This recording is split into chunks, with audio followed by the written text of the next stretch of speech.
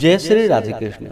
आप सभी का आपके अपने YouTube channel BK Mishra present में बहुत बहुत स्वागत है। आइए आज आप सब सुनेंगे आषाढ़ मास कृष्ण पक्ष की संकष्टी गणेश चतुर्थी व्रत की कथा। आप सभी भक्तों को संकष्टी गणेश चतुर्थी की ढेर सारी शुभकामनाएं। आप सभी के जीवन में भगवान गणेश जी की कृपा से आप सभी को सभी प्रकार के सुख और समृद्धि की प्राप्ति हो। आषाढ़ मास कृष्ण पक्ष में पड़ने वाली चतुर्थी को इसे कृष्ण पिंगल चतुर्थी के नाम से जाना जाता है। इस दिन विशेष प्रकार से भगवान गणेश जी के एक दंत गजानन नामक गणेश जी की पूजा करनी चाहिए। यह व्रत सभी प्रकार के दुख और कष्टों को दूर करने वाला है। यह व्रत निहि संतान को संतानदायक एवं निर्धनों को धनदाता व्रत है तथा सभी प्रकार के सुख और समृद्धि को प्रदान करने वाला है। भगवान श्री कृष्ण के कथन अनुसार जो भी इस व्रत को धारण करते हैं वे चाहे एकांत सेवी ऋषि हो अथवा विद्वान, उन्हें निर्विघ्न रूप से पुत्र पौत्रादि की प्राप्ति होती है। तो आइए सुनते हैं आषाढ़ मास कृष्ण पक्ष की संकष्टी चतुर्थी व्रत की कथा। तो बोलिए प्रेम से भगवान गणेश की जय, चौथ माता की जय, सर्वदेवी देवता की जय। बहुत समय पहले की बात है। एक बार माता पार्वती जी ने भगवान गणेश जी से पूछा कि हे वत्स, आषाढ़ कृष्ण चतुर्थी बहुत ही शुभदायिनी कही गई है, आप उसका विधान बतलाइए। इस मास में गणेश जी का क्या नाम है और उनकी पूजा किस प्रकार से करनी चाहिए।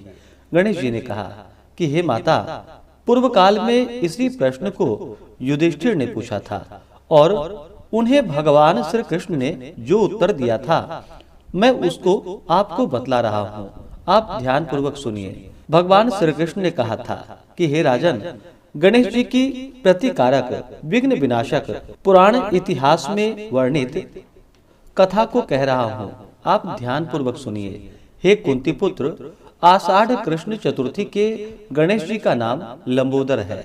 उनका पूजन पूर्व वर्णित विधि से करे। हे महाराज, द्वापर युग में महिष्मती नगरी का महिजीत नामक राजा था। वह बड़ा ही पुण्यशील और प्रतापी राजा था। वह अपनी प्रजाओं का पालन पुत्रवत किया करता था, किंतु संतान विहीन होने के कारण उसे राजमहल का वैभव अच्छा नहीं लगता था। वेदों में निसंतान का जीवन व्यर्थ माना गया है। यदि संतानहीन व्यक्ति अपने पितरों को जल दान देता है तो उसके पितृगण उस जल को गर्म जल के रूप में ग्रहण करते हैं। इसी ऊहापोह में राजा का बहुत समय व्यतीत हो गया। उन्होंने पुत्र प्राप्ति के लिए बहुत से दान, यज्ञ आदि कार्यों को किया, फिर भी राजा को पुत्र की प्राप्ति नहीं हुई। जवानी ढल गई और बुढ़ापा आ गया, किंतु वंश वृद्धि न हुई। तदंतर राजा ने विद्वान ब्राह्मणों और प्रजाजनों से इस संदर्भ में परामर्श लिया। राजा ने कहा कि हे ब्राह्मणों तथा प्रजाजनों, हम तो संतानहीन ही हो गए, अब मेरी क्या गति होगी। मैंने जीवन में तो किंचित भी पाप कर्म नहीं किया। मैंने कभी अत्याचार द्वारा धन संग्रह भी नहीं किया है। मैंने तो सदैव प्रजाओं को पुत्रवत उनका पालन किया है तथा धर्माचरण द्वारा ही पृथ्वी का शासन किया है। मैंने चोर डाकुओं को दंडित किया, इष्ट मित्रों को भोजन की उनके लिए व्यवस्था की, गौ ब्राह्मणों का हित चिंतन करते हुए शिष्ट पुरुषों का आदर सत्कार किया। इस प्रकार मैं पृथ्वी का पालन कर रहा हूँ, अपनी प्रजाओं का धर्म पूर्वक रक्षण किया। फिर भी हे द्विसत्तमों, मुझे अब तक पुत्र न होने का क्या कारण है। विद्वान ब्राह्मणों ने कहा कि हे महाराज, हम लोग वैसे ही प्रयत्न करेंगे जिससे आपके वंश की वृद्धि हो। इस प्रकार कहकर सब लोग युक्ति सोचने लगे। सारी प्रजाएं राजा के मनोरथ की सिद्धि के लिए ब्राह्मणों के साथ वन में चले गए। वन में जाकर वे लोग शीघ्रता से इधर उधर परिभ्रमण करने लगे। उन लोगों को उसी समय एक श्रेष्ठ मुनि के दर्शन हुए। वे मुनिराज निराहार रहकर तपस्या में लीन थे। ब्रह्मा जी के समान वे आत्मजीत, क्रोधजीत तथा सनातन पुरुष थे। संपूर्ण वेद विशारद, दीर्घायु, अनंत एवं अनेक ब्रह्म ज्ञान संपन्न वे महात्मा थे। उनका निर्मल नाम लोमस ऋषि था।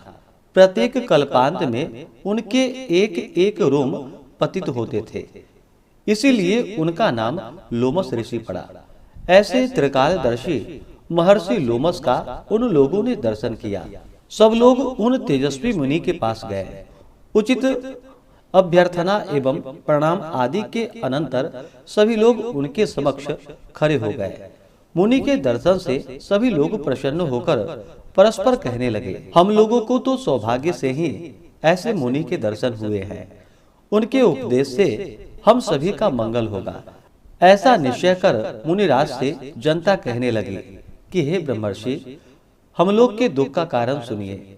अपने संदेह के निवारणार्थ हम लोग आपके शरणागत हुए हैं। हे भगवान, आप कोई उपाय बतलाइए। हे स्वामी, आप जैसा महात्मा को पाकर हम लोग किसी अन्य व्यक्ति से क्या कहें। आप ब्राह्मण एवं ऋषियों में श्रेष्ठ हैं।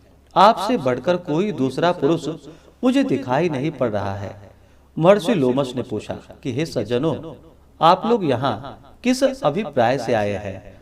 मुझसे आपका क्या प्रयोजन है? आप सब स्पष्ट रूप से हमसे कहिए, मैं आपके सभी संदेहों का निवारण करूंगा। हम आपके कल्याण की भावना रखते हैं। तपस्वियों की तपस्या केवल परोपकार के लिए ही होती है। प्रजाजनों ने उत्तर दिया कि हे द्विजश्रेष्ठ, हम लोग जिस महान कार्य की सिद्धि के लिए यहाँ आए हैं उसे सुनिए। हम लोग महिष्मती नगरी के निवासी हैं। हमारे राजा का नाम महिजीत है। वह राजा ब्राह्मणों का रक्षक, धर्मात्मा, दानवीर, शूरवीर एवं मधुरभाषी हैं। उस राजा ने हम लोगों का पालन पोषण किया है, परंतु ऐसा राजा को आज तक संतान की प्राप्ति नहीं हुई। हे भगवान, माता पिता तो केवल जन्मदाता ही होते हैं, किंतु राजा ही वास्तव में पोषक एवं संवर्धक होता है। उसी राजा के निमित्त हम लोग ऐसे गहन वन में आए हैं। हे महर्षि, आप कोई ऐसी युक्ति बतलाइए जिससे राजा को संतान की प्राप्ति हो, क्योंकि ऐसे गुणवान राजा को कोई पुत्र न हो, यह बड़े दुर्भाग्य की बात है। हम लोग परस्पर विचार विमर्श करके इस वन में आए हैं। उनके सौभाग्य से ही यहाँ हम लोगों ने आपका दर्शन लाभ लिया है। हे मुनीश्वर, किस व्रत, दान, पूजन आदि कर्म का अनुष्ठान करने से राजा को पुत्र होगा? आप कृपा करके हम सभी को बतलाइए। प्रजाजनों की बात सुनकर महर्षि ध्यान मग्न हो गए। राजा के उपकार के लिए कहने लगे। महर्षि लोमस जी ने कहा कि हे ब्राह्मणों, आप लोग ध्यान पूर्वक सुनिए। मैं संकट नाशन व्रत को बतला रहा हूँ। वह व्रत निसंतान को संतानदायक एवं निर्धनों को धनदाता है। आषाढ़ कृष्ण चतुर्थी को एक दंत गजानन नामक गणेश की पूजा करे। पूर्वोक्त विधि से राजा व्रत करके श्रद्धा युक्त हो ब्राह्मण भोजन करवावे और उन्हें वस्त्र दान करे। गणेश जी की कृपा से उन्हें अवश्य ही पुत्रोपलब्धि होगी। महर्षि लोमस की यह बात सुनकर सभी लोग करबद्ध होकर उठ खड़े हुए और नतमस्तक होकर दंडवत प्रणाम करके सभी लोग नगर में लौट गए। वन में घटित सभी घटनाओं को प्रजाजनों ने राजा से बतलाया। पुरजनों की बात को सुनकर सम्मानकारी विमल बुद्धिधारी राजा बहुत ही प्रसन्न हुए और उन्होंने श्रद्धा भक्ति से विधिवत गणेश चतुर्थी का व्रत करके ब्राह्मणों को भोजन, वस्त्र आदि का दान दिया।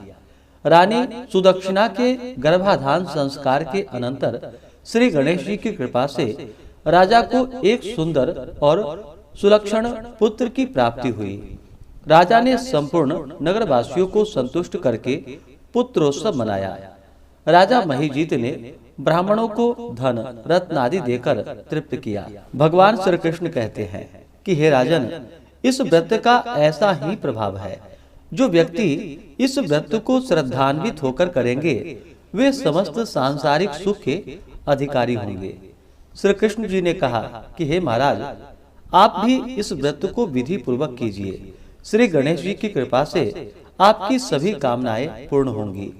आपके संपूर्ण शत्रुओं का विनाश होगा और आप अचल राज्य के अधिकारी बनेंगे। हे भूप शिरोमणि युधिष्ठिर, जो पुरुष इस व्रत को करते हैं वे चाहे एकांत सेवी ऋषि हों अथवा विद्वान, उन्हें निर्विघ्न रूप से पुत्र पौत्रादि की प्राप्ति होगी। जो मनुष्य गणेश जी के चरित्र को सुनते हैं अथवा सुनाते हैं, उनके सब कार्यों में उन्हें सिद्धि की प्राप्ति होती है। तो बोलिए प्रेम से भगवान गणेश की जय, चौथ माता की जय, चंद्र देवता की जय, सर्वदेवी देवता की जय। आषाढ़ मास कृष्ण पक्ष की चतुर्थी तिथि प्रारंभ समय जो कि 3 जुलाई 2026 दिन शुक्रवार सुबह 11:22 और चतुर्थी तिथि की जो समाप्ति है वह 4 जुलाई 2026 दिन शनिवार दोपहर 12:42 पे चतुर्थी तिथि की समाप्ति है।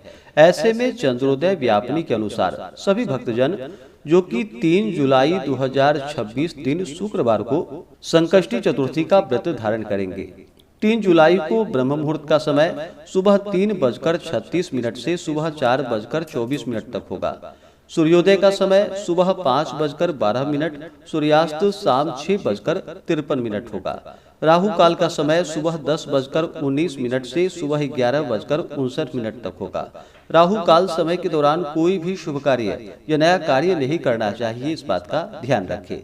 प्रातः काल पूजा का शुभ मुहूर्त जो कि सुबह 5:12 से सुबह 6:54 तक होगा। शाम को पूजा का शुभ मुहूर्त शाम 5:10 से शाम 6:53 तक होगा। चंद्रोदय का समय चंद्र दर्शन का समय जो कि रात्रि 9:21 तक होगा। बहुत से जगहों पर जो कि चंद्रमा दिखाई नहीं पड़ते हैं, तो ऐसे में कुछ जगहों पर जो कि रात्रि 9:40 तक चंद्रोदय का समय होगा। लाभ नामक शुभ चौखड़िया मुहूर्त 3 जुलाई को जो कि रात्रि 9:27 से रात्रि 10:44 तक होगा। नक्षत्र जो कि श्रवण होगा सुबह 11:46 तक, उसके बाद धनिष्ठा नक्षत्र होगा। योग विषकुंभ होगा शाम 5 बजे तक, उसके बाद प्रीति योग होगा। सर्वार्थ सिद्धि योग भी बन रहा है 3 जुलाई को जो कि सुबह 5:28 से सुबह 11:46 तक होगा, जो कि बड़ा ही अच्छा सहयोग बन रहा है। पूजन के लिए चाहिए कि प्रातः काल उठ करके नित्य क्रियाओं से निवृत्त होकर के स्नान आदि करके शुद्ध वस्त्र धारण करे। व्रती को व्रत का संकल्प लेना चाहिए और दिन भर उपवास रह करके विशेष करके शाम के समय में चंद्रोदय से कुछ पूर्व ही स्नान आदि करके शुद्ध वस्त्र धारण करके भगवान गणेश जी का चौथ माता का जो कि गंध पुष्प धूप दीप आदि से पूजा करे। भगवान गणेश जी को दुर्वादल अर्पित करे, उन्हें सिंदूर चढ़ाएं, धूप और दीप दिखाएं, अनेक प्रकार के नैवेद्य आदि का भोग लगाए, मोदक आदि का भगवान गणेश जी को भोग लगाए। अभी के मौसम में जो भी ऋतु फल प्राप्त हो उसका भगवान को भोग लगाए। जल से आचमनी करवाएं। मुख शुद्धि के लिए पान पत्र सुपारी लौंग इलायची के साथ में अर्पित करे, द्रव्य दक्षिणा चढ़ाएं। इसके बाद संकष्टी चतुर्थी व्रत का कथा श्रवण करे, भगवान गणेश जी के स्तोत्र चालीसा आदि का पाठ या श्रवण करे, भगवान की आरती करे, विराजन करे। इसके बाद फिर चंद्रोदय हो जाने के बाद चंद्र देवता को कच्चे दूध का या जल का अर्घ्य प्रदान करके उसके बाद फिर व्रत को पूर्ण कर सकते हैं। इसके बाद व्रत खोल सकते हैं। व्रती को व्रत के दौरान शुद्ध और सात्विकता का पालन करना चाहिए, ब्रह्मचर्य का पालन करना चाहिए, किसी के ऊपर क्रोध नहीं करनी चाहिए, अपने मन में किसी के प्रति ईर्षा या द्वेष का भाव नहीं लाना चाहिए, पूर्ण भक्ति भाव के साथ व्रत को धारण करना चाहिए। इससे भगवान गणेश जी अपने भक्तों के सभी प्रकार के दुख और कष्टों को दूर कर देते हैं, पुत्र धन सुख और समृद्धि का आशीर्वाद प्रदान करते हैं। तो आशा करता हूँ कि यह जानकारी आपको अच्छा लगा हो। इसी प्रकार से ज्ञानवर्धक जानकारियाँ प्राप्त करते रहने के लिए, व्रत पूजा के बारे में जानने के लिए, कथा को सुनने के लिए चैनल पे अगर आप पहली बार आए हैं तो चैनल को लाल बटन दबा करके सब्सक्राइब करें, साथ ही बेल आइकन घंटी को दबाएं ताकि आने वाली वीडियो का नोटिफिकेशन आपको समय से मिलता रहे। वीडियो को लाइक करें, शेयर करें। सुखी रहें और स्वस्थ रहें। जय श्री राधे कृष्ण। धन्यवाद।